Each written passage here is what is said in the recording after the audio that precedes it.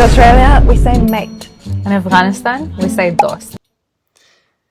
گپش صحیح نبود، چون که اگه که میت دوست هست پس فرند چی میشه؟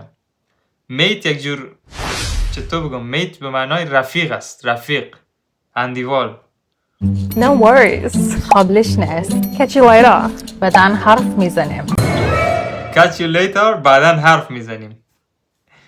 اشتباه است بکنم، چون که catch you later به معنی که بعدن میبینمت یا که تا بعد. Oh my gosh. یا الله.